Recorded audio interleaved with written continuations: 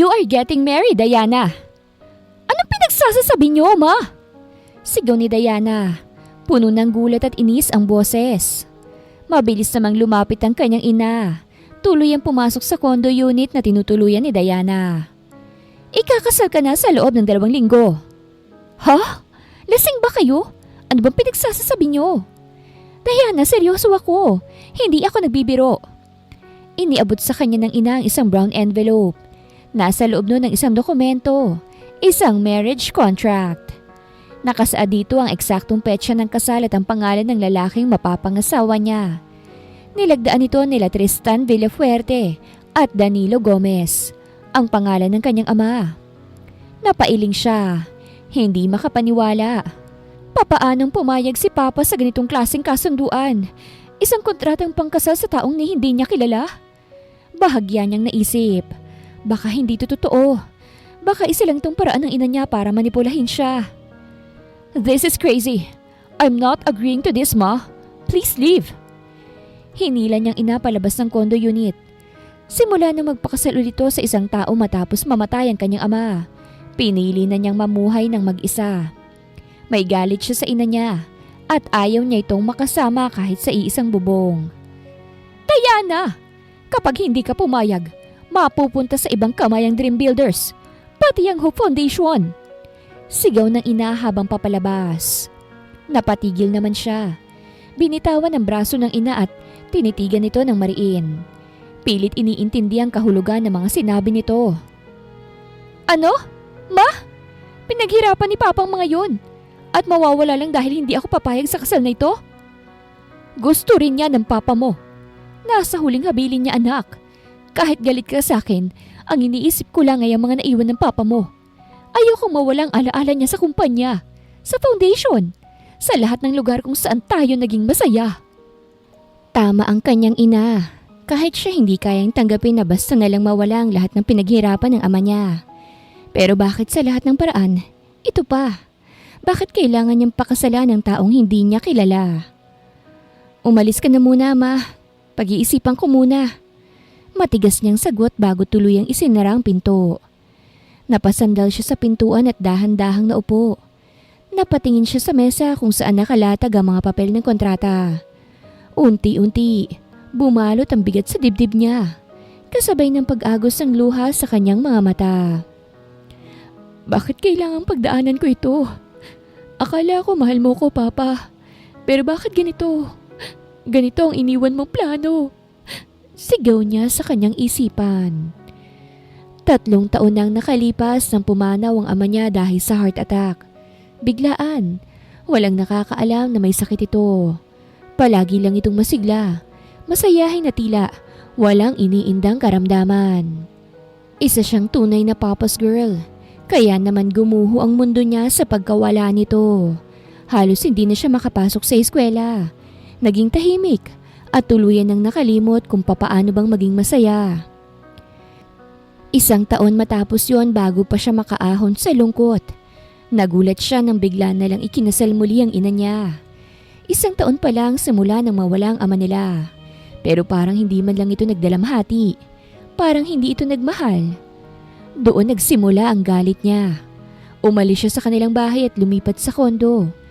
Ni hindi siya sumama sa kapatid niyang si Katana, na buong buo pa rin ang suporta sa kanilang ina. Isa pa, ni minsan ay hindi sila naging malapit. Si Katana ay kabaliktaran niya. Pabigla-bigla, palaging nasa bar at walang pakialam sa responsibilidad. Palaging sakit sa ulo ng ama nila. Kaya naman hindi niya ito kayang pakisamahan. Ayaw niyang nasasaktan o nai-stress si Papa.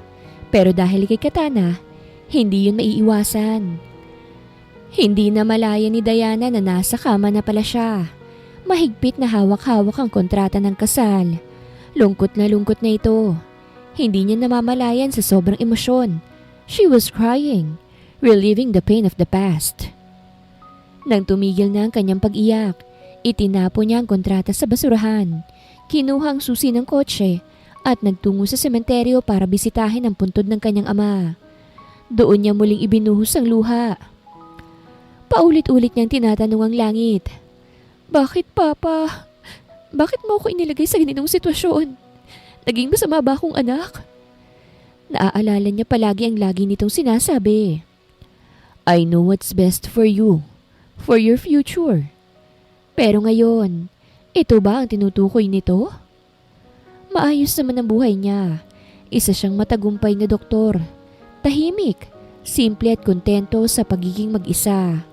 Pero ngayon, itong kasal na ito ang kumakalampag sa tahimik niyang mundo na para bang alam ng ama niya na ito ang tamang landas. Pero wala na siyang magagawa. Ayaw niyang sirain ang tiwala ng ama. At higit sa lahat, ayaw niyang masayang ang lahat ng pinaghirapan nito. Agad niyang tinawagan ng kaibigang si Zara. Nasaan ka, Zara? Agad niyang bungad. Nasa bahay, naghahanda para sa party mamaya. Remember, Joe invited me. Inaya pa nga kita dati kaso sabi mo, sasama na ako. Wait, what? Mabilis niyang ibinaba ang tawag. Ayaw niyang marinig pa ang sunod-sunod na tanong ni Zara. Sanay siyang inuuna ang trabaho, pahinga at responsibilidad. Hindi ang gala, kasiyahan o alak. Pero ngayong gabi iba. Ngayong gabi, hahayaan niyang maging malaya ang sarili niya.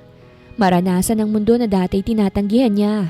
Just once, before she walks into a marriage she never asked for. Pagka-uwi niya, agad siyang nag-ayos. 1 oras lang ang lumipas at handa na siya.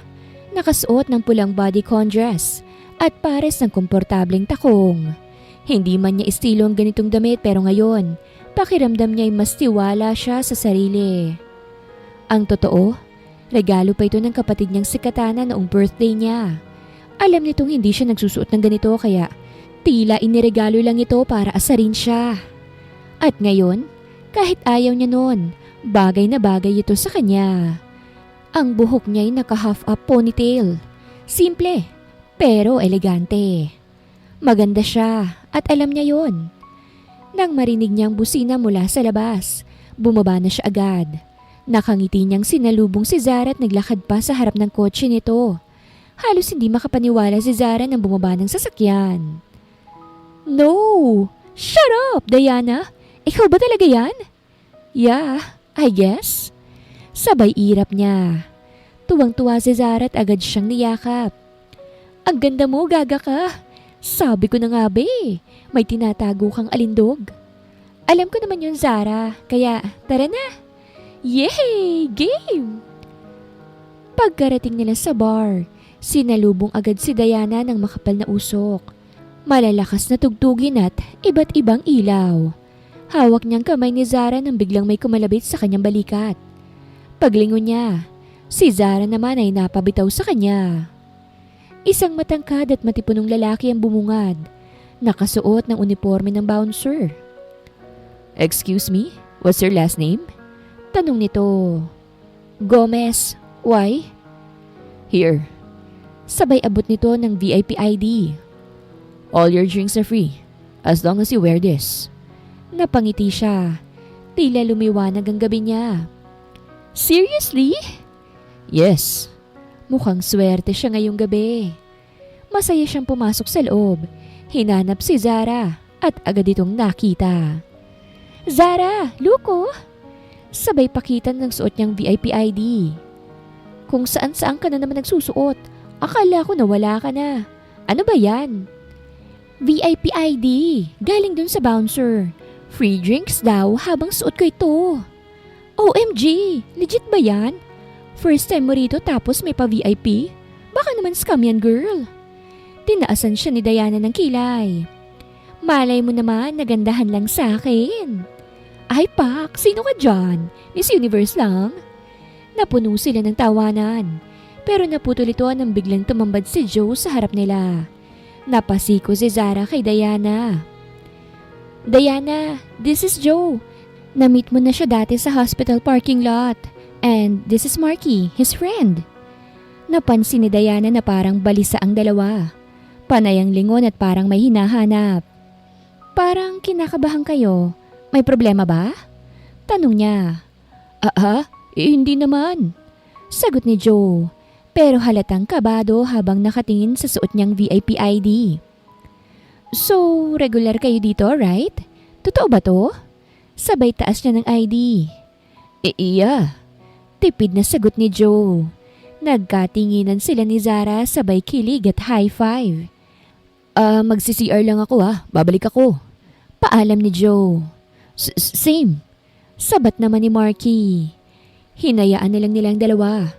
Pero makalipas ang 30 minuto, hindi na bumalik ang mga lalaki. Naiinip na ako, Zai. Should we just order drinks? Mukhang tinakbuhan ka na ni Joe That asshole? Di bale, may VIP ID naman tayo. Let's go, go, go! Masaya silang nagtungo sa bar at umorder. Kahit papano, nalimutan ni Diana ang tungkol sa kasal. Nasabi rin niya yun kay Zara. Kaya bilang pakikiramay, nagdagdag pa sila ng alak. Naging mas wild ang gabi. Nasa dance floor na sila ngayon. Sumasayaw, tumatawa, at tila walang iniintinding problema. Halos wala na rin sa sarili si Diana. Hanggang sa hindi na niya namalayan kung nasa na ba si Zara. Bumalik siya sa bar counter. Bitbit ang inalis na niyang sandals. Umorder pa siya ng isang tequila shot. Nang maibigay ito sa kanya, ininom niya yun agad. Walang pag-aalinlangan. Makaraan ng ilang minuto ay nakaramdam siya ng init sa katawan. Naiinitan siya kahit malamig naman sa loob ng bar. Pinaypay niya ang sarili. Lumingalinga habang unti-unting nanlalabo ang kanyang paningin. Mainit na mainit ang pakiramdam niya. Lalo na sa ibaba. Dahil sa hilo, naglakad siya papuntang CR. Kahit medyo pa ika-ika na ang hakbang niya. Hindi na niya naisip na first time niya palang uminom ng ganito karami. Madalas siyang pinapaalalahanan ng papa niya. Drink responsibly. Pero ngayon ay nilunod siya ng emosyon. At sinabayan pa ng swerteng libreng alak. Nang makita niya ang sign ng comfort room, agad niya itong tinungo. Pero sa hindi inaasahang sandali, nadulas siya. Sumubsob siya sa isang matigas na dibdib. Biglang may kuryenteng dumaloy sa balat niya. Napaangat siya ng tingin at doon niya nakita ang isang lalaki. Seryoso ang mukha nito. At sa loob ng ilang segundo, alam niyang may kakaiba rito. Sa kabila ng makukulay na ilaw, malinaw sa kanyang malamlam at tsokolating mga mata ng lalaki. Mula sa matangos nitong ilong hanggang sa mamula-mulang labi. She was completely mesmerized. Are you alright? Tanong ng lalaki. Tila nag-aalala talaga. Hindi siya nakapagsalita. Sa halip, napalunok lang siya. Lalong lumakas ang init na nararamdaman niya. Miss? Muling tawag ng lalaki. Habang nakatitig siya sa labi nito, tuluyan na siyang nawala ng kontrol. Bigla niya itong hinalikan. Ito ang unang halik niya. Hindi niya alam kung papaano pero kusa na lang gumalaw ang kanyang katawan. Nagpatuloy ang lalaki sa halik at nilagay ang kamay nito sa kanyang bewang. Ngayon ay alam niya sa sarili niya na gusto niya pa. Mabilis siyang binuhat ng lalaki pa bridal style. Habang tuloy pa rin ang mapasok nilang halikan. She didn't even care kung may makakakita sa kanila. Ang mahalaga sa kanya ngayon ay mailabas ang init na kanina pa niyang kinikimkim. Hindi niya namalayan kung papaano pero naramdaman na lang niyang inihiga siya ng lalaki sa isang malaking kama sa loob ng isang kwarto. Kitang-kita niya ngayon kung gaano itong kasabik sa kanya. At sa hindi maipaliwanag na dahilan, natutuwa siya sa nakikita. Muling dumapo ang labi nito sa kanya. Bumaba sa leeg. At sa sandaling yon, alam niyang basang-basa na siya. Hindi na niya mapigilan ang paglabas ng mahihinang ungol dahil sa sarap na nararamdaman. Pero habang pababa ang mga halik ng lalaki, bigla niyang naalala ang tungkol sa kasal. Ikakasal siya sa lalaking hindi naman niya mahal. Napaisip siya. Mas okay na siguro na mangyari na ito ngayon habang may choice pa siya. At least ito hindi siya pinilit. Unti-unting nagtugma ang isip at katawan niya. Habang patuloy ang kanilang halikan, isa-isa niyang tinanggal ang mga botones ng polo nito. Nagulat siya nang maramdaman ang matigas nitong dibdib. Tumigil saglit ang lalaki para maghubad. At doon niya nasalayan ang perpektong pangangatawan nito. At ang tattoo sa tagiliran. OMG! Ang hot niya! Sigaw ng isip niya. Hinaplos niya ng marahan ang katawan nito habang nakadagan sa kanya. Tiningnan niyang muli ang mukha ng lalaki at ang unang pumasok sa isip niya ay para siyang Greek god. Naramdaman niyang lumunok ito at mukhang nasasarapan sa ginagawa niya. Napangiti siya. "What's your name?" Tanong niya bigla. Napadilat ang lalaki at parang nabigla. You don't know me?" Umiling siya. "No, kasi kung nakilala na kita noon, hindi kita makakalimutan." Napatawa ito't ngumiti. "Okay na rin yun. Ang mahalaga, ikaw lang ang gusto ko ngayon." Tiningnan siya nito, puno ng pagnanasa. "Are you sure, baby?" Tumango siya at muli siyang hinalikan ng lalaki. Hindi nagtagal ay naramdaman na lang niya na wala na siyang saplot. Lalo siyang naging sensitibo nang dumapo ang kamay ng lalaki sa gitna ng kanyang hita. Hindi niya alam kung anong mararamdaman pero gusto niya ito. Lalo na nang pumasok ang dalawang daliri nito sa kanya. May konting sakit siyang naramdaman pero agad yung napalitan ng sarap nang gumalaw ang mga daliri nito papasok at palabas. Napakapit naman siya sa bedsheet. Nanginginig ang katawan. Ilang sandali pa. Napakagat siya sa balikat ng lalaki habang may mainit na likidong bumalot mula sa loob niya. Nakita niyang dinilaan ng lalaki ang daliring ginamit nito. "You're so sweet, baby. I want to taste more of you." Namulang pisngi niya, pero ang init ng katawan niya ay lalong lumala. "Sayong-sayo ko ngayong gabi." Napaliyad siya nang dumapo ng bibig ng lalaki sa kanyang dibdib. Para ba itong gutom na sanggol? At bagaman first time niya ito ay hindi siya natakot. Bagkus, nalulunod siya sa bagong sensasyong nararanasan. May ibinulong naman ng lalaki. Ninenerbyos pero desididong tumango siya. Ito na yun, wala nang atrasan. Mabilis na hinubad ng lalaki ang pantalon at boxers nito. Halos malaglag ang panga ni Diana. Napakurap siya ng ilang beses bago ma-realize kung anong nakikita niya. Hey! Parang masyadong malaki yan para sa akin." Lumapit ang lalaki at banayad siyang hinalikan. "No, sakto lang to sa'yo. Trust me. And besides, hindi ko na kaya. I don't know how or why pero parang ngayon lang ako naging ganito. I promise, I won't hurt you." Kitang-kita niya ang takot at sincerity sa mga mata nito. Hinalikan niya ang ilong nito at tumango. "After all, this is just a one-night stand." Bulong niya sa isip. "But please, be careful." Ouch! "But virgin ka?" Napakagat-labi siya. Dahan-dahang tumango. Masyado ito naging mabilis sa pagpasok. Hindi na niya natapos ang babala niya dahil tuluyan na siyang nasaktan. Tumulo ang luha niya sa sobrang hapde. Yumuko ang lalaki. Halatang guilty. "I'm sorry, baby. I didn't know." Paus nitong sabi habang pinapahid ang luha sa pisngi niya. "It's okay. Just continue." Muli siyang hinalikan nito. Mas banayad na ngayon at muling gumalaw. Nung una ay may kirot pa rin pero unti-unting napalitan yun ng sarap. Hanggang sa sarap na lang ang kanyang nararamdaman. Halos hindi niya alam kung saan ibabaling ang ulo niya. Napakapit siya sa bedsheet habang inuuga ng sensasyon ng buong katawan niya. "Isigaw mo yung pangalan ko, baby." "I don't even know your name." "It's Drake." Mas binilisan pa ni Drake ang bawat galaw.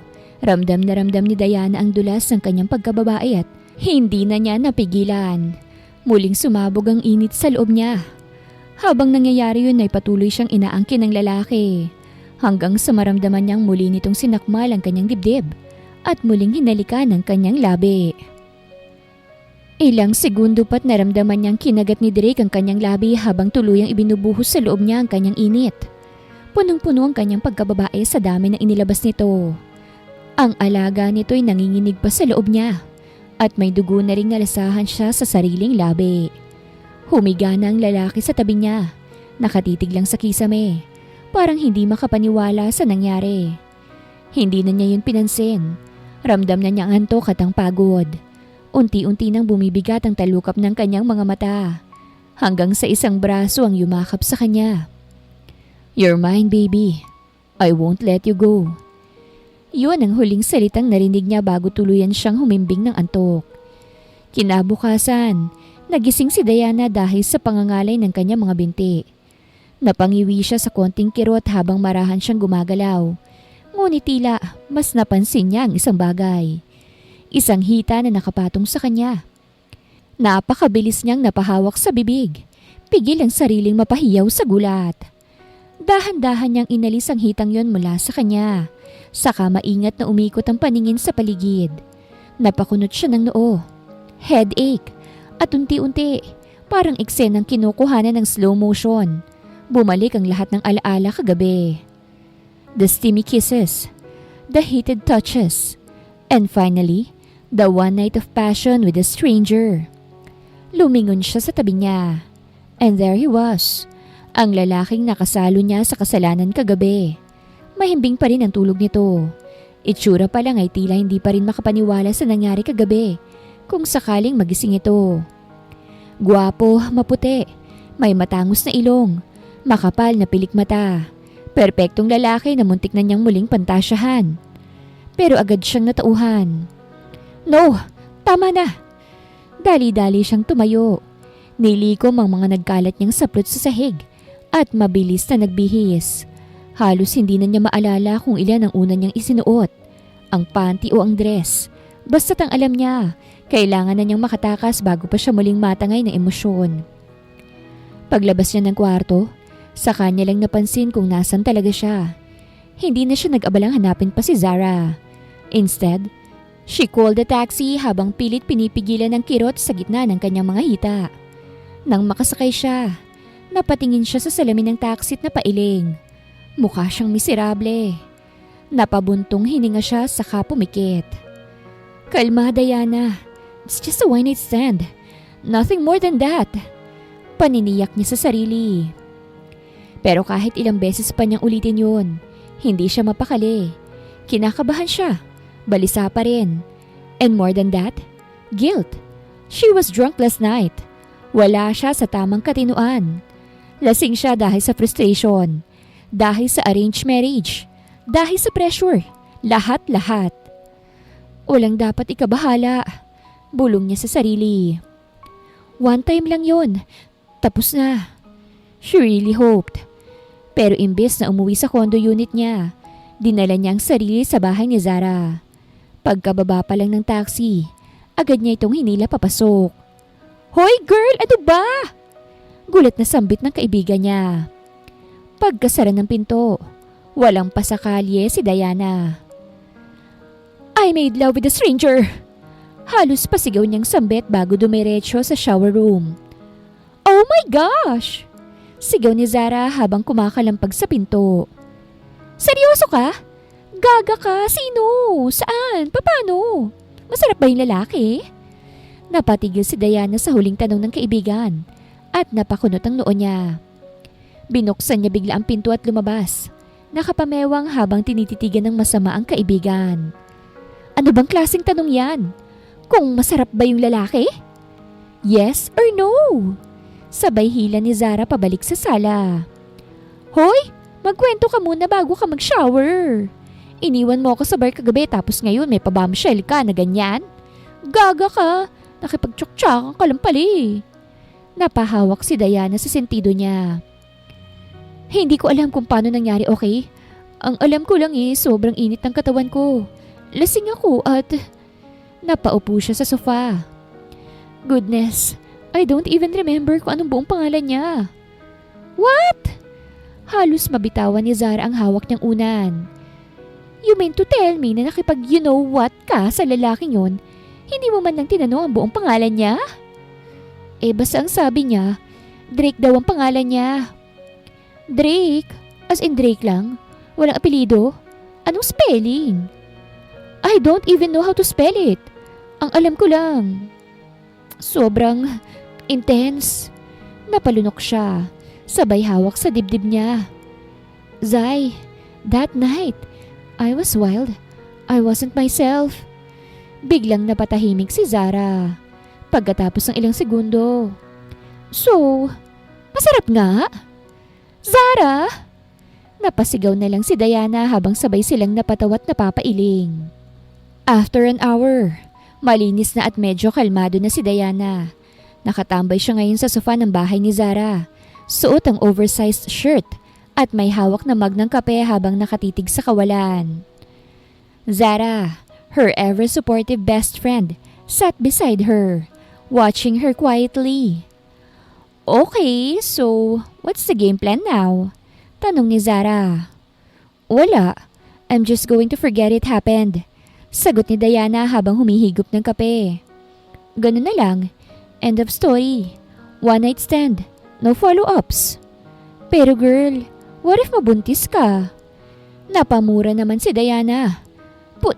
Zai, don't say that please. I'm serious. Wala bang protection yun? Natahimik siya. Nag-flashback biglang gabing yun. The kissing, the touching, the intimate scene. Oh my goodness. Bulong niya. Nanginginig ang mga kamay. Girl, please tell me nag-condom yun ha? Sabihin mong safe yun. I don't remember. No, I don't know. Mahinang sagot ni Diana. Shucks! Sabay takip ni Zara sa bibig niya. You need to get checked today. Tumango na lang si Diana at wala nang ganang nakipagtalo pa. Pero bago pa sila makalabas ng bahay, ay tumunog ang phone ni Diana. At anong number ang nakalagay? Nag-aalangan man, sinagot niya ito. Hello? Miss Gomez? Isang formal na lalaking boses ang narinig sa kabilang linya. Yes, who's this?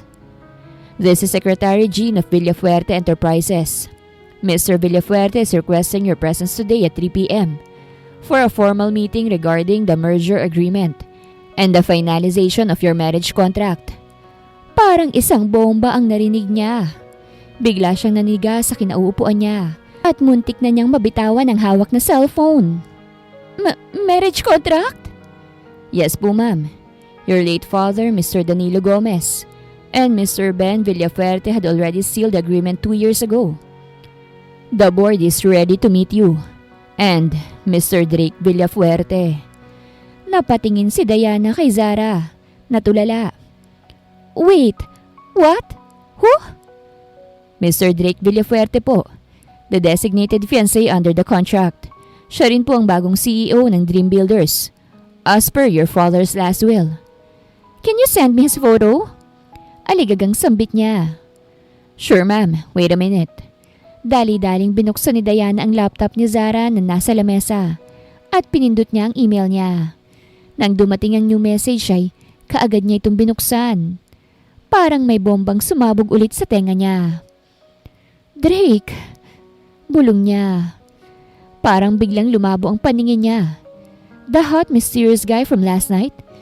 The one she slept with? The stranger? No freaking way. Siya ang fiancé ko? Ma'am? Sige, I'll be there. Tuliro niyang sagot bago ibinaba ang tawag. Diana! Sigaw ni Zara. Huwag mong sabihin. Zai, yung lalaki kagabi, he's Drake. Drake Villafuerte. Bagsak ang panga ni Zara. Halos hindi makapagsalita. As in, ang lalaking dapat mong pakasalan, siya yun? Oo. Napaupo si Diana. Bagsak ang balikat at hindi ko alam kung matatawa ako o maiiyak. So, you made love with your fiancé without you knowing it? And without liking him? I mean, I didn't even plan this. Girl, that's not just fate. That's K-drama level destiny. Or curse? Bulong ni Diana habang pinapahid ang gilid ng mata niya. Hindi na siya nag-aksaya pa ng oras at nagtungo na siya sa kumpanya. Kasalukuyang nasa loob na si Diana ng boardroom. Maayos ang ayos niya. Corporate dress, neat ponytail, light makeup. Pero sa kaloob-looban niya ay magulo ang lahat. Kinakabahan siya. Hindi pa rin niya matanggap ang nangyayari. Nang bumukas ang pinto, pumasok ang isang pamilyar na lalaki. It's him. He looked at her. Stunned, serious. Dressed in a crisp navy blue suit. May dalang kumpiyansa at misteryo. Nagkatinginan sila. Walang nagsalita, pero ramdam ang tensyon. So, Bungad ni Drake habang dahang-dahang umupo sa harap niya. We meet again, Miss Gomez. Or should I say, my future wife? Diana gulped. She didn't know whether to slap him, scream, or melt all over again. This was only the beginning. Mabigat ang katahimikan sa loob ng boardroom habang nakatitig si Diana kay Drake. He sat across her like nothing happened. Like they didn't just share the most intense night of their lives. Like he didn't just see every inch of her. As if hindi niya ito hinalikan buong gabi. Diana clenched her jaw at hinigpitan ang hawak sa mga papel sa harap niya. So, malamig niyang bungad. Ikaw pala si Drake Villafuerte. Tumangulang ang lalaki. Calm and collected. Yes. And ikaw naman pala si Diana Gomez, the heiress. Umangat ang kilay ni Diana. The heiress? Sabay irap. You mean the girl you banged last night without knowing she's your future wife? Bigla siyang napatingin sa paligid. Mabuti na lang at sila lang dalawa talaga sa loob. Napansin niyang bahagyang pagkagat ni Drake sa loob ng pisngi niya. Halatang gulat sa pagiging prangka niya. So you figured it out? Mahinang sabi nito. Damn right I did. Tumayo si Diana. Pumatong ang dalawang kamay sa mesa. Anong trip mo, ha? You knew I was drunk last night, and yet you still...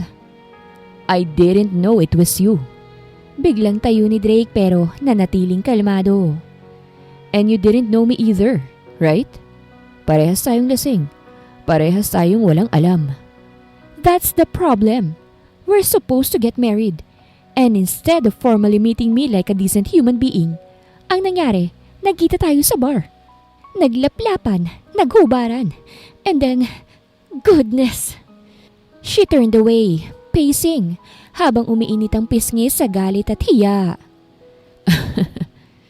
Drake let out a soft chuckle. You're laughing? Baling ni Diana at balisang lumapit. Do you have any idea how humiliated I feel right now? This wasn't supposed to happen. I'm not laughing at you. Seryosong sagot ni Drake. I'm laughing at fate. Because even when we didn't know each other, we still ended up choosing each other. Natigilan si Diana. That's bull. Lumapit si Drake. Hindi sa bastos kundi sa mahinahong paraan. Tumigil siya isang dangkal mula sa mukha ng dalaga. I'm not proud of what happened, Diana. Mahina niyang sabi. But I'm not gonna apologize for it either. Excuse me? Kunot noong tanong niya. I may not have known your name, but I remember everything. Every touch. Every damn second of last night. And I know you felt it too. Shut up! Mahina ngunit mariin niyang sagot. No! Tumitig si Drake sa mga mata niya.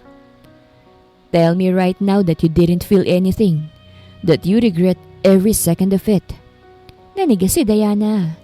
She opened her mouth, pero walang lumalabas. Because the truth was, she did feel something, and that scared the hell out of her.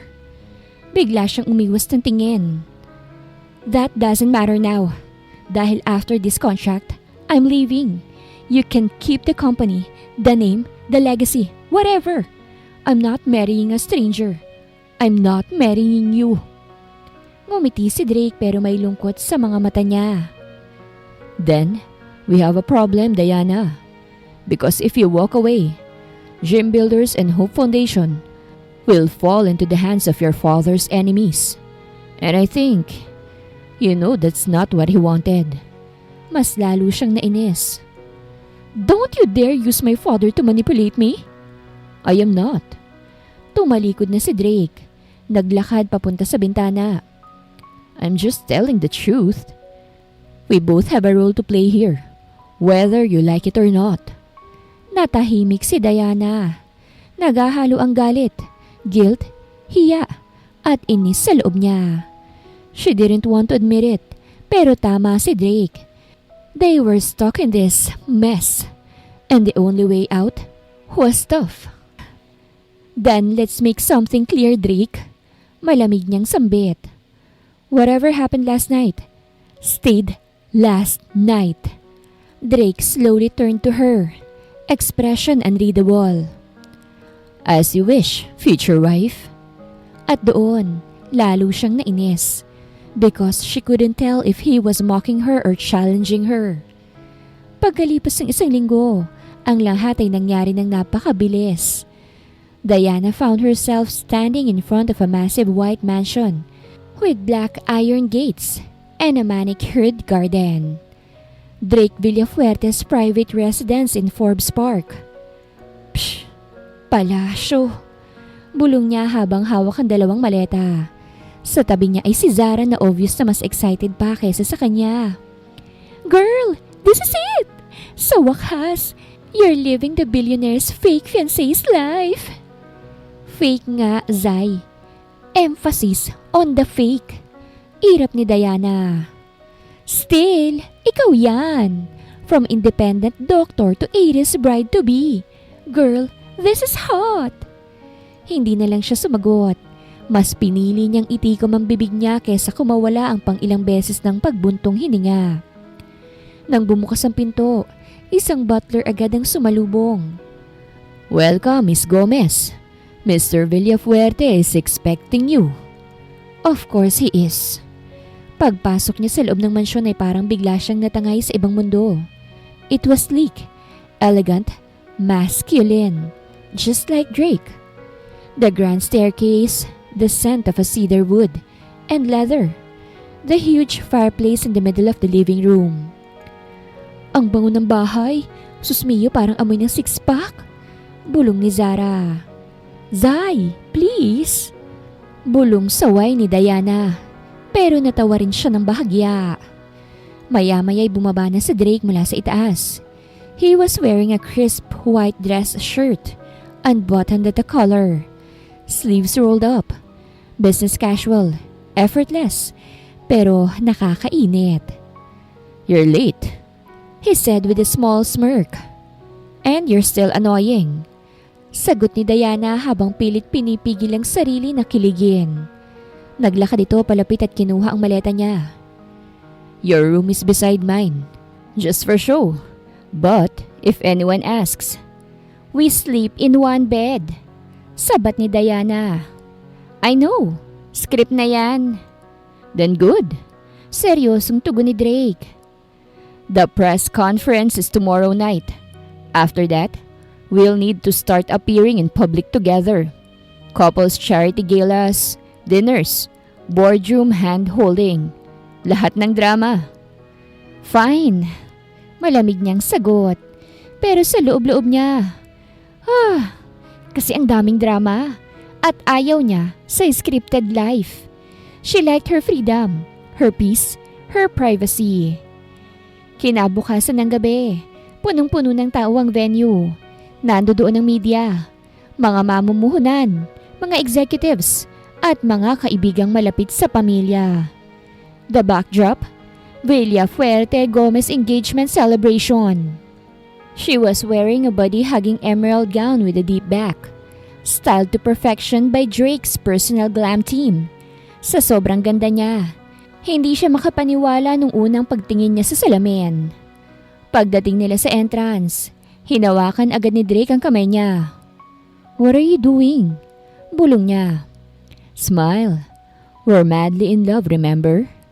Pweh, sabay ngiti rin niya. Fake it until you make it. Halos mabingi siya sa tunog ng camera shutter. They walk in like the perfect couple. Lahat ng tao ay napatingin sa kanila at ang iba'y napasingha pa. And Drake, he leaned in and whispered something sa tenga niya. You're beautiful, baby. Nag-init ang batok ni Diana.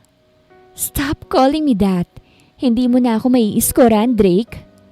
Too late. Nakascore na ako. Sabay kindat. Napakurot siya sa tagiliran nito. Pero kailangan niyang umiti pa rin sa camera. The nerve of this man? A reporter raised her mic. So, Miss Gomez, How did you and Mr. Villafuerte fall in love? Napatingin si Diana kay Drake. Oh shucks, hindi namin napag-usapan to ah. Drake, smooth as ever, placed an arm around her. We met in the most unexpected way. He began. He stalked me. Sabat ni Diana sabay tawa. Tumawa rin ang crowd. Well, I couldn't help it. Dagdag ni Drake. She was too beautiful not to notice. I pursued her. And I knew from the moment we kissed that she was the one. Napamura si Diana sa loob ng utak niya. And what about you, Miss Diana? Another reporter asked. When did you know you were in love with Mr. Villafuerte? Napatingin si Diana kay Drake. He was staring at her. Parang may ibang sinasabi ang tingin. She faked a laugh. I guess, when he saved me from myself, I was a little lost. Pero dumating siya at tinuruan akong magmahal ulit. Bullshit. Pero effective. The crowd melted. After the event, sa balcony ng mansyon, tahimik sila habang nakatingin sa city lights. Pareho silang pagod. Good job tonight. Bulong ni Drake. You too? Sagot ni Diana. Looks like you're good at lying. Only when I have to, he said, looking at her. But I wasn't lying when I said you were beautiful. Tahimik. Hindi na siya sumagot. Kasi kahit peke ang lahat, ang kabog ng puso niya, totoo. Kinabukasan, sunod-sunod na katok sa pinto ang narinig ni Diana. Diana! Wake up! Gumising ka dahil viral ka, girl! Yun ang bungad ni Zara habang todo kalampag sa pintuan ng kwarto ni Diana. Zay! Ano ba? 6 pa lang ng umaga. Girl, may pakising scandal ka online. Open your freaking phone! Napabangon si Diana at medyo inaantok pa. Pagkakuha ng phone, dozens of missed calls and messages greeted her. Then, she saw the top headline on her screen. Oh my goodness!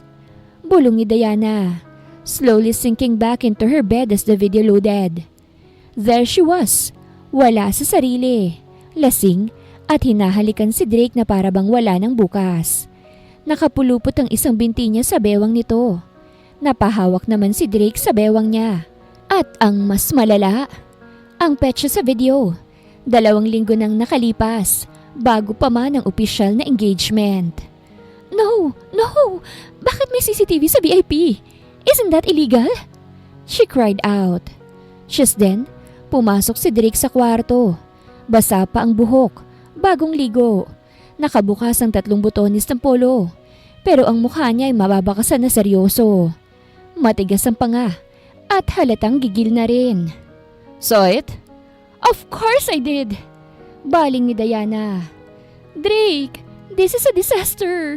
What are we gonna do? Huminga ng malalim si Drake habang pinatay ang TV sa gilid. Damage control. PR team is already spinning it. We're going to say it was part of the private engagement build-up. Pero, there's a bigger problem now. What now? Everyone thinks we've been secretly dating for a long time. And now, they're demanding. The wedding to happen sooner? Sabay nila. Diana collapsed on the bed. I'm going to die. I'm actually going to die. No, you're not. Umupo si Drake sa tabi niya. You're going to wear a smile. Hold my hand and pretend this is all part of the plan. Kaya mo yan. Kaya natin to. Easy for you to say. Palibhasa ikaw sanay sa ganito. Pues ako hindi. Tumayo si Drake. Lumapit sa gilid ng kama. Look, I didn't ask for this either, Diana. But if we mess this up, both of our father's legacies crumble. Stop using that card, she said, staring at him coldly. I hate that you're right. Napangiti ito ng bahagya. Then, let's survive it together. Bigla siyang tumayo. Fine. You want me to play the perfect fiancé? Then get ready, Drake. Because if I have to act like I love you in public, I'm going to make damn sure you suffer for it in private. Oh, He tilted his head, clearly amused. you planning to torture me, baby? Every single day. Naging busy si Diana ng araw na yon at sawang-sawa siya sa mga nababasa at naririnig na balita tungkol sa kanila ni Drake. Wala siyang magawa kung hindi ang magbasa, manood at maghintay dahil gumagawa na ng paraan si Drake at ang PR team. 2 araw ang makalipas matapos ang viral video nila. Things started to feel controlled. Nawala na ang ingay mula sa media. Pabor na rin sa kanilang viral video nila at bumalik na ang tiwala ng mga investors. Unti-unting nagiging maayos ang lahat. Until now, katatapos lang ni Diana mag-review ng mga medical files sa study room nang biglang pumasok si Zara. Namumutla habang hawak ang cellphone. Diana, you need to see this. Ano na naman yan? Diana asked without looking up. It's about Drake. His ex just posted a freaking bomb online. Napakunot ng noo si Diana. Wait, ex-girlfriend ni Drake? Ibinigay ni Zara ang cellphone sa kanya. Halos isalpak pa sa kamay niya. Isang social media video yon mula sa isang influencer na si Kiara Cruz. Pinindot niya ang play. Sa lahat ng bumabati kila Drake at sa babaeng yon? Wow! Mahilig pala kayo sa kasinungalingan, ano? Kasi habang hinahalikan niya siya sa engagement party nila, guess what? Saan kaya siya natulog ng gabing bago yon? Sa akin! Si Drake Villafuerte? Sinungaling! Manluloko! User! At yung engagement? Para lang sa kumpanya. Peke ang lahat ng yan. Sana mahimbing ang tulog mo gabi-gabi, Diana. Video ends. Putang... Muntik nang malaglag ang phone ni Diana. Trending na to sa Twitter. Hashtag Villafuerte scammer is climbing fast. She ran out of the study and found Drake in the living room on a business call. I understand, sir. The stocks are still stable but... Bumagsak ang phone sa table ng bulyawan siya ni Diana. You lied to me? Kiara said you were still with her when we kissed. Natahimik si Drake. The whole room froze. Slowly, pinulot niya ang phone niya at tinapos ang tawag. Diana, I can explain. No! I trusted you to at least be honest with me. Her voice cracked.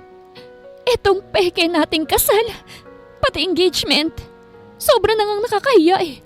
Tapos malalaman kong nakikipagbalikan ka pa rin sa ex mo. I wasn't. Malamig at diretsyong sabi ni Drake. Then what the hell is that video? Huminga ng malalim si Drake, but his jaw was clenched. Nagsisinungaling siya. Sinisira niya ako. Tayo. Dahil tuluyan ko na siyang iniwan 2 linggo bago pa mangyari ang gulo sa bar. Nakiusap siyang wag ko na lang daw ikalat para hindi naman siya mapahiya. Umayag ako. At ang tanga ko sa part na yun. At ngayon binabaliktad niya ang kwento. Siyempre sasabihin mo yan. Lahat naman ng lalaki may dahilan. Diana, pakinggan mo muna ako. Matagal ko nang tinapos ang lahat kay Kiara. Bago pa man kita makilala. Hindi niya matanggap na wala na siyang kontrol.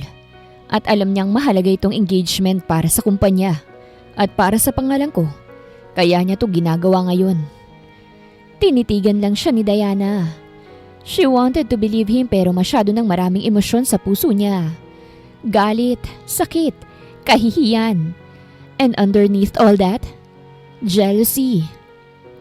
So what now? She asked, voice barely above a whisper. Ayokong tuluyang masira ang pangalan ng pamilya natin. Now, we fight back with the truth. Drake stepped forward. We do an exclusive interview. Hindi ko rin naman hahayaan na masira ang kumpanyang pinaghirapan ng mga magulang natin. Tiningnan siya ni Diana. Hindi lang basta lalaki si Drake. Siya si Drake Villafuerte. Kumpiyansa, palaban at siguro. Baka nga, totoo rin ang nararamdaman. Sige, sabi niya. Pero pagkatapos ng interview, gusto ko ng space. Gusto ko ng oras para pag-isipan kung kakayanin ko pa ang maging peking fiancé ng lalaking paulit-ulit akong dinadamay sa gulo niya. Tumango si Drake, pero ang mga mata niya, may kung anong hindi pa niya nakikita noon. Para bang may lungkot at takot. Hindi para sa kumpanya, pero baka takot siyang mawala siya. Dumating ang araw ng kanilang live interview at hindi mapigilan ni Diana ang kaba. Live na tayo! In 3, 2, 1! Good evening, Pilipinas! Tonight we are joined by the country's most talked about couple, heiress and Dr. Diana Gomez, and business tycoon Drake Villafuerte. Diana was dressed in a classy off-shoulder cream dress, her makeup clean but sharp, while Drake wore a navy suit as always, calm and collected. Sige na, diretso na tayo Viral agad ang engagement nyo, lalo na't pagkatapos ng kumalat na video sa bar. Pwede nyo ba kaming dalhin sa simula ng love story nyo? Paano ba talaga kayo nagkakilala? Unang tanong ng host. Sandaling tumingin si Diana kay Drake at tumugunto ng tingin. Kalma, hindi mabasa, pero bahagyang tumango. Hindi siya planado. Nagkita kami, biglaan. Isa yun sa mga gabing parang ang bigat-bigat ng lahat. At gusto ko lang takasan. Takasan lang sandali ang mundo ko. Sagot ni Diana habang nakatitig kay Drake. Hinawakan ni Drake ang kamay ni Diana. Mahigpit pero mahinahon. Bago siya nagsalita. At nandun ako. Sa tamang lugar. Sa maling oras. O siguro tamang oras din. Depende kung sinong tatanungin mo. Natawa ang audience sa sinabi ni Drake. Was it love at first sight? Sunod na tanong ng host. Sandaling natahimik ang lahat. Aatras na sana si Diana at pipiliing umiling, pero nauna si Drake. It was instant. She had a fire, and a kind of sadness in her eyes na hindi mo basta-bastang makakalimutan. Napalingon si Diana sa kanya ngunit hindi siya nagpahalatang nagulat. Hindi na yun parte ng script. Hindi kasama sa PR. Lalong bumilis ang tibok ng puso ni Diana. Kung ganon, nung lumabas yung video sa bar, simula na ba talaga yun ng isang seryosong relasyon? Yes. No. Their answers overlapped. Nagtawanan ng mga tao. Ganon din ang host. Wow! Magkaiba! Natatawang kantsaw ng host. Diana chuckled awkwardly. Sorry, I just mean, things got serious after. But that night, hindi ko siya kilala Ni pangalan nga niya hindi ko alam. The audience gasped, and the host's eyes widened. So, you didn't know Drake when you kissed him? Gulat na tanong ng host. Nope, total stranger. Ang akala ko nga Greek god na nagsama ng alak. Birong tugon ni Diana. Laughter erupted again. Even Drake cracked a genuine smile. She didn't even believe me nung sinabi kong Villafuerte ako. Akala niya bar scammer ako. Sambit pa ni Drake. But look at you now! Engaged! Sambit ng host saka pumalakpak. Ganon din ang audience. Another beat of silence between them. Diana was supposed to smile. Instead, she hesitated and looked at Drake. He was already looking at her. Not the fake way. Not for the camera. So tell us, when did it feel real? Yung parang may sparks na bawat tingin, halik at aplos? Nakangiti at kinikilig na tanong ng host. Diana's heart pounded. She knew the scripted answer. The moment I met his family. Or when he proposed in private. Pagsisinungaling niya. When he stayed beside me kahit galit ako. Kahit gusto ko siyang iwan. Dagdag pa niya. Pero totoo at saka siya tumingin kay Drake. Drake smiled. When she's mad. Pero ang ganda-ganda niya pa rin sa paningin ko kaya't hindi ko maiwasang mapangiti. Kahit para akong baliw. I think that's it. It's love. Nagkaroon ng sandaling katahimikan. Just the two of them. Looking at each other like maybe, just maybe, this wasn't fake anymore. hanggang ang host na ang pumutol sa katahimikan. Wow! That's beautiful! You two survived so much already. Even the whole Kiara drama. Diana flinched slightly. We know what's true between us. And that's all that matters now. Sambit ni Drake. He reached for her hand. It wasn't scripted, but she didn't pull away. Gusto niya ang init ng palad ni Drake. She felt safe. As soon as the lights dimmed and the director yelled cut, Diana quickly stood up. That wasn't part of the script, she whispered. Drake smiled. Neither was the way you looked at me. Napairap siya pero hindi binitawan ng kamay nito. Pagkatapos ng live interview, nilapitan ni Drake si Diana noong paalis na siya patungo sa kondo. We're going to Tagaytay. Sambit ni Drake. Huh? She blinked. Why? To meet my family. I'd promise I'd bring you before the public engagement party next week para matapos ang lahat ng chismis. So this is part of the act? She asked habang nakataas ang isang kilay niya. It's part of the deal. He replied, almost smiling. Fine. She sighed. But I'm not pretending to be all sweet and clingy in front of your parents. Good. My mom hates fake people. Mahaba ang biyahe nila patungong sa Tagaytay, pero tahimik naman. Si Drake ang nagmaneho habang si Diana ay nakatingin lang sa bintana. Paminsan-minsan ay palihim na sumusulyap sa kanya. Mas kalmado ang itsura ni Drake, suot ang puting linen na kamiseta at maong. Hindi maitatanggi ni Diana na labis ang dating nito sa ilalim ng ginintuang liwanag ng hapon. So, basag ni Diana sa katahimikan. May mga pautang bala ba akong dapat na asahan mula sa mami mo? Tipong galit ba siya sa mga doktor, sa mga babaeng umiinom ng tequila, o sa mga babaeng hinahalikan mo sa harap ng kamera? Drake laughed, a genuine one. She's strict, but she'll like you. Trust me. You keep saying that. Bulong niya. But I don't even know who you are when we're not performing.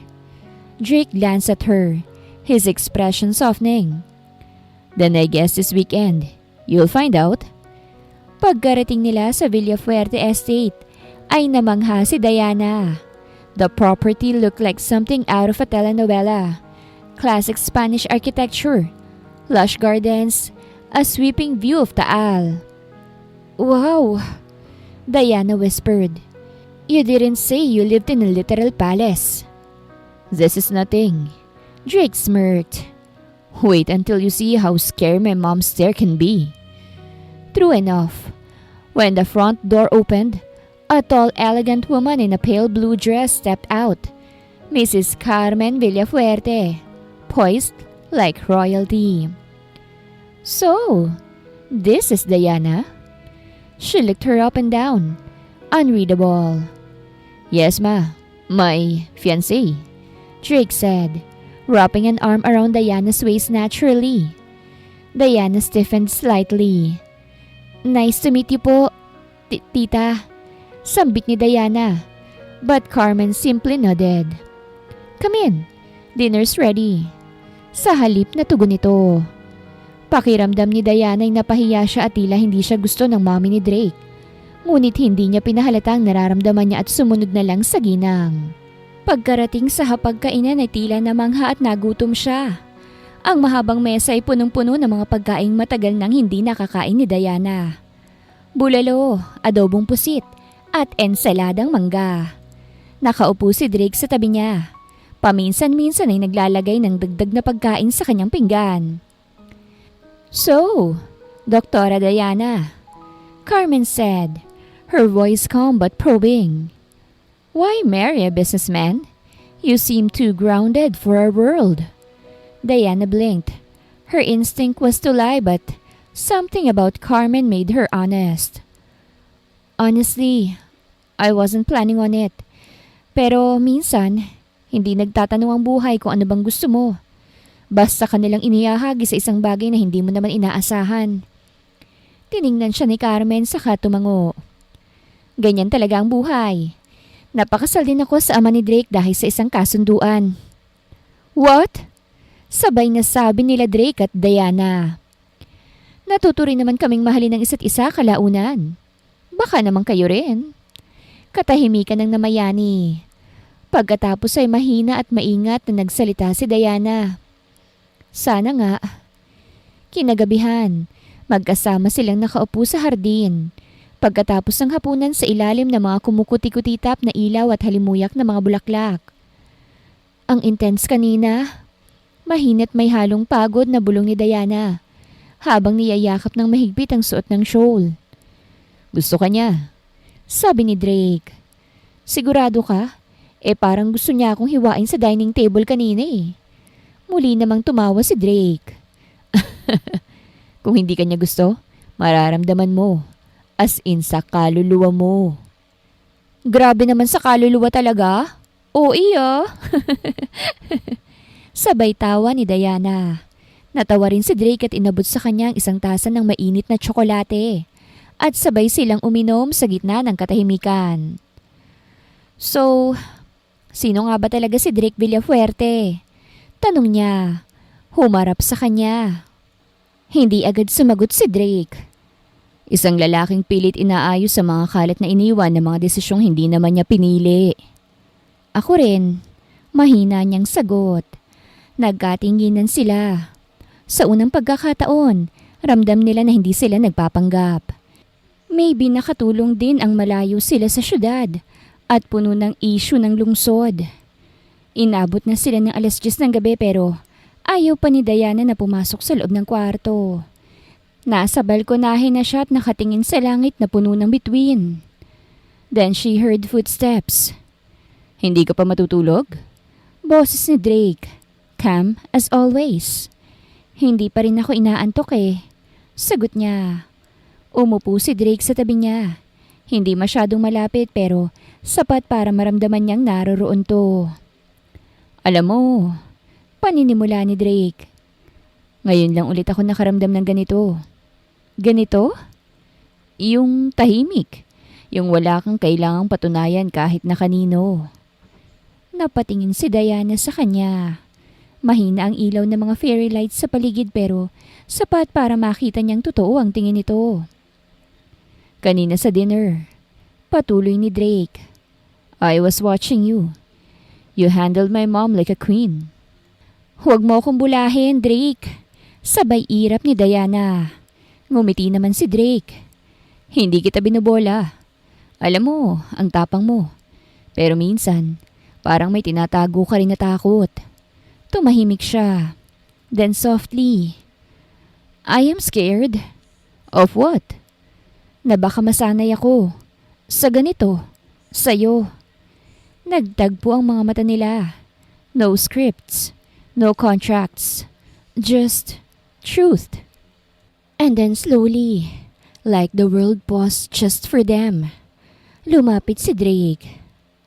This time, bulong niya. Hindi na ito para sa press. Hindi para sa pamilya ko. Hindi para sa company. Then, para saan? Para sa atin. And he kissed her. Walang flash ng camera. Walang audience. Just lips meeting under the quiet of the stars. And this time, hindi na ito pagpapanggap. Mabagal yon. Mainit. Puno ng pananabik na unti-unting nabuo sa katahimikan at palihim na mga sulyap. Napahawak si Diana sa balikat niya at marahang hinaplos ni Drake ang pisngi niya na para bang babasagin siya. Pero pagmamay-ari niya. Nang maghiwalay ang labi nila, parehong humihingal ng marahan, nakatitig pa rin sa isa't isa. Drake. Yes? This is a bad idea. I know. He smiled. But I'd still do it again.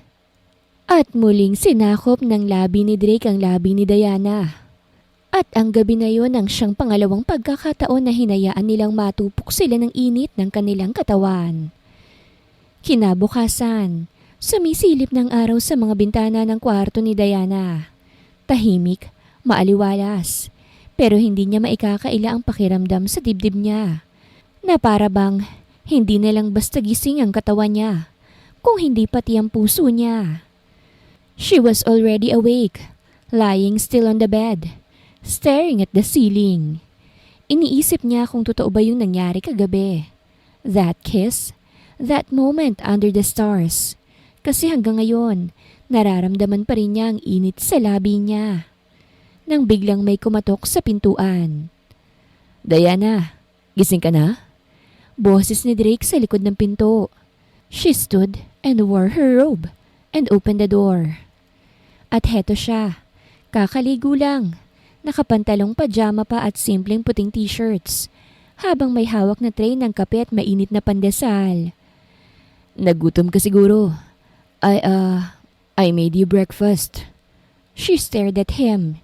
Hindi niya alam kung matatawa, matutunaw o magpapanik. You cook? No, He smirked. but I can toast. Well, wow, that's impressive. Tumagilid ang bibig ni Diana habang kinukuha ang tray. But why? Alam ko kasing napagod kita kagabi. Nakangiting sambit ni Drake.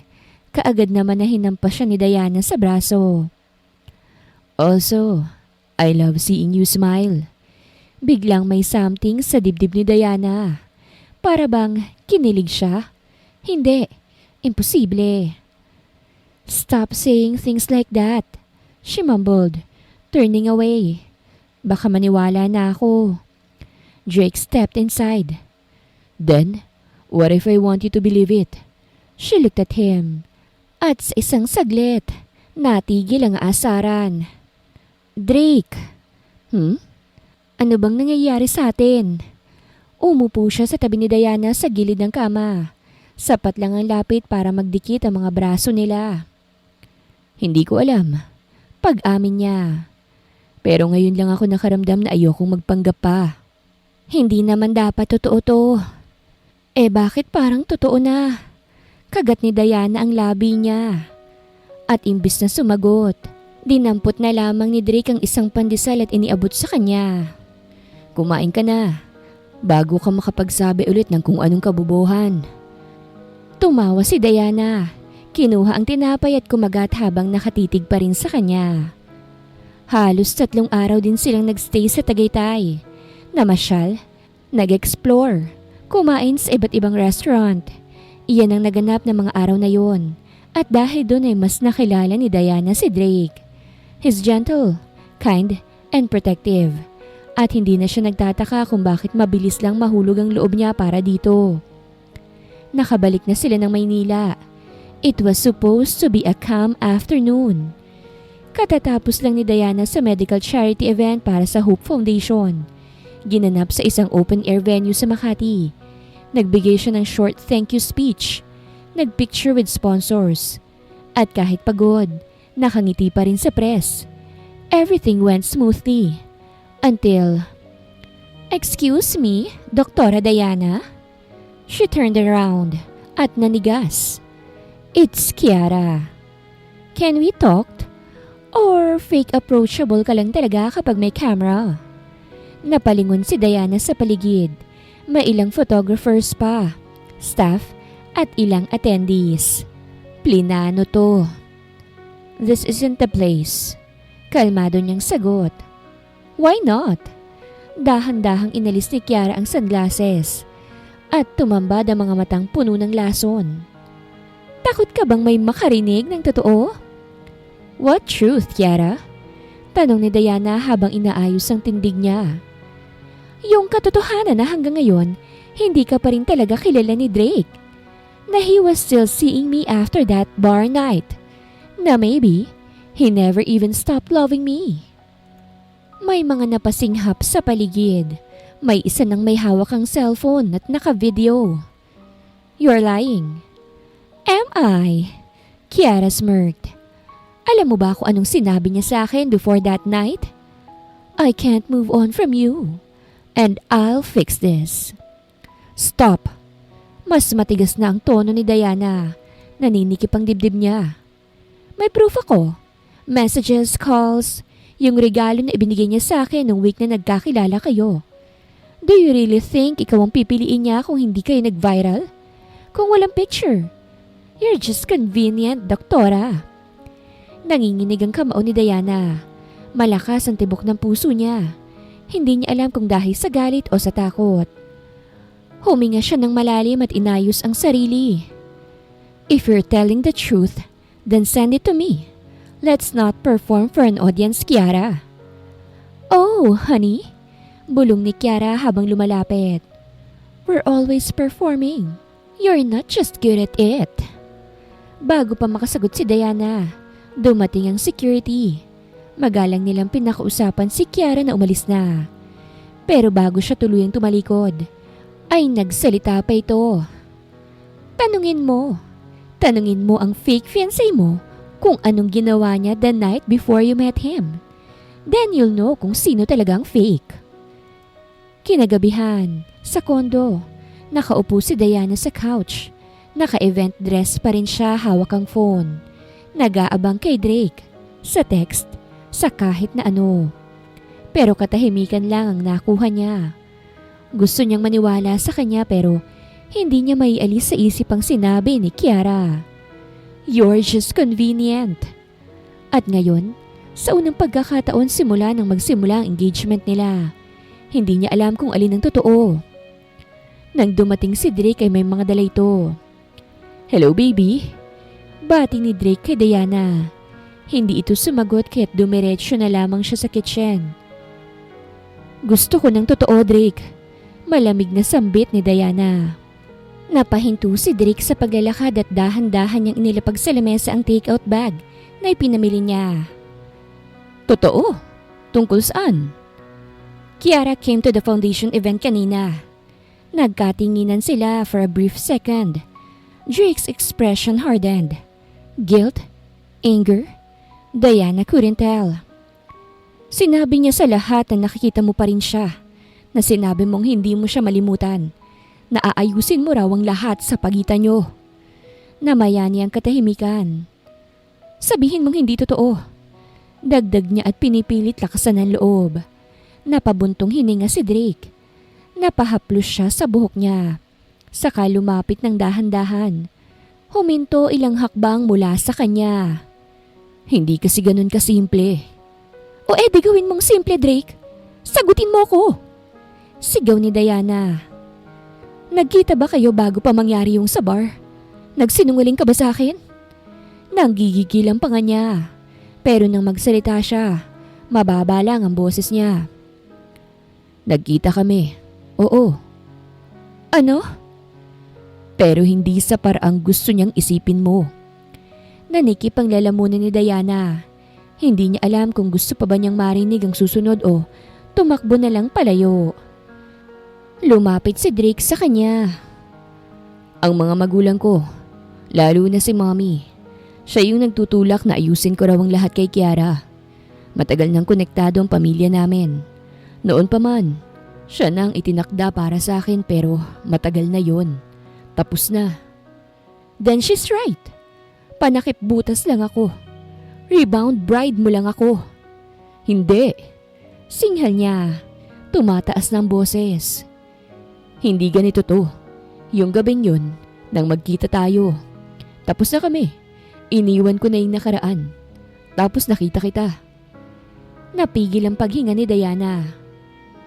You were like a punch to the chest. Wild, broken, beautiful. Nalaman ko ng gabi na yun na ikaw palang babaeng ipapakasal sa akin. Tumahimik ulit. Namumuo ang luha sa mata niya pero mabilis siyang kumura para pigilan to. So you kissed me that night. Slept with me. Knowing na ako pala ang fiancé mo? Oo. At hindi mo man lang naisip na sabihin agad sa akin? Dahil ayokong yun ang maging dahilan kung bakit ka mananatili. Bahagya namang nanginginig ang boses niya. Gusto kong manatili ka. Dahil gusto mo. Umiling si Diana.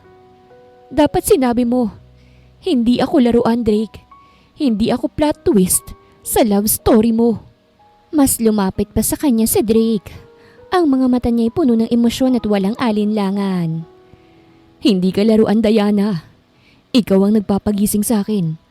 Sa dami ng taon ng pagpapanggap, ikaw lang ang naging totoo. Kaya oo, magulo ko bago ka dumating. Pero hindi ako nagsisinungaling sa nararamdaman ko ngayon. Napahinto si Diana. Dahil ang boses niya, hindi nagalit, nagmamakaawa na. Wala akong pakialam sa sinasabi ni Kiara, sa sinasabi ng mami ko, sa sinasabi ng buong mundo. Ang mahalaga sa akin, kung ano bang sasabihin mo. Kaya sabihin mo, Diana, gusto mo pa bang maging peke ito? Tinitigan niya ito. At sa unang pagkakataon, hindi niya alam kung papaanong sasagot. Diana stormed out of Drake's condo with her coat barely on and her heels echoing across the hallway. Her heartbeat was loud. Sa galit, sa sakit, at sa mga bagay na hindi niya masabi. She was done, or at least, she thought she was. Pagdating sa labas, she called a ride and got into the car, eyes staring blankly outside the window. He should have told me. How could I fall for someone so fast? What if nagsasabi pala siya ng totoo? She bit her lip to stop it from trembling. Pagdating sa condo unit niya, her sister Katana was sitting at the dining table, casually eating cereal. Wow! Para kang namatayan ah. Wala akong panahon sa sarcasm mo ngayon, Katana. Binitawan niya ang bag at natungon na sa kusina. Kumuha ng tubig, uminom. Naghintay na kumalma. May dumating para sa'yo, Katana said, standing and handing her a sealed envelope. Mula sa abogado ni Papa. What? Buksan mo na. Tinitigan ni Diana ang sobre at sa nanginginig na mga kamay. Binuksan niya ito at marahang iniladlad ang sulat kamay na liham sa loob. Mahal kong Diana, kung binabasa mo ito, malamang ay matagal na akong wala. Pero gusto kong mapasaya ito sa tamang panahon. Kilala kita, matigas ang ulo mo, matapang, at mabilis mong ipagtatanggol ang puso mo. Pero alam ko rin na darating ang isang taong guguluhin ang lahat ng pader na itinayo mo. Ang pangalan niya ay Drake Villafuerte. Matagal ko na siyang kilala, mula pa noong binatilyo siya. Nakita kong tumulong siya sa ating charity ng palihim. Nag-donate gamit ang iba't ibang pangalan at laging present kapag wala ng ibang sumasagot. Medyo magaspang ang panlabas pero ang puso niya, anak. Isa siya sa mga taong may pinakamalinis at pinakabihirang puso na nakilala ko. Hindi niya kailangan ng tagapagligtas. But maybe, you'll find in each other the kind of love that heals, not breaks. Give him a chance, or at least, give yourself one. I love you always, anak. Papa. Nahulog ang sulat mula sa mga kamay niya. Tulala siyang napatingin sa kawalan. Bahagyang nakabukang bibig at mabigat ang dibdib. Alam niya. Sino? Tanong ni Katana. Si Papa. He knew Drake. He trusted him. Diana's voice cracked. I don't know if that makes everything easier or harder. Pero sa sandaling yon, unti-unti nang nawala ang galit niya at napalitan ng kalinawan. Nang gabi ring yon, gising pa rin si Drake. Walang suot na pang itaas. Nakaupo sa gilid ng kama. Nasa tabi lang ang cellphone niya at hindi man lang ginalaw. Gusto niyang puntahan si Diana pero natatakot siya na baka mas magalit pa ito sa kanya. Bigla ay tumunog ang doorbell ng pintuan sa kondo niya. Kaya't dali-dali siyang tumakbo dahil naisip niya na baka si Diana ito. At hindi nga siya nagkamali. Pagbukas niya ay si Diana agad ang nakita niya. Magulo ang buhok dahil sa hangin. Mamula-mula ang mga mata. Habang hawak ang isang sulat. My father trusted you. Drake's throat tightened. He said you had one of the rarest hearts he'd ever seen. And before she could stop herself, she stepped closer and hugged him tight. Not for public, not for the cameras, just for them. Don't break me, Drake. I don't think I can survive that again. Yumakap si Drake pabalik. Yakap na tila takot na mawala sa kanya si Diana. I won't, he whispered. Not even on my worst days. Isang buwan matapos ang lahat, Diana found herself standing barefoot by the shore of a private island owned by the Villafuertes. Papalubog na ang araw. Ang langit, parang painting. May halong peach, lavender at ginto. Nasa likuran niya si Drake. Ilang hakbang lang ang layo at tahimik lang na pinagmamasdan siya. For once, wala siyang suot na suit. Walang press, walang board meeting. Just a white linen shirt. Nakataas ang sleeves at may lambing sa mga mata niya na bihirang-bihira lang makita. What are you thinking? Tanong niya habang lumalapit sa tabi ni Diana. Bahagya siyang ngumiti. Na minsan pala, yung pinakamagulong simula, doon din pala nanggagaling yung pinakatahimik na ending. Natawa naman si Drake. Ending agad? Hindi siya agad sumagot. Sa halip, may hinugot siyang maliit na kahon mula sa bulsa. Deep blue velvet box. Napakurap si Diana. Drake? At bigla siyang lumuhod sa harapan niya. No press, no photographers, no one watching. Just them, just now. Diana Gomez. His voice was calm, but full of emotion. I met you on a night I didn't expect to fall in love. You kissed me when the world felt too heavy.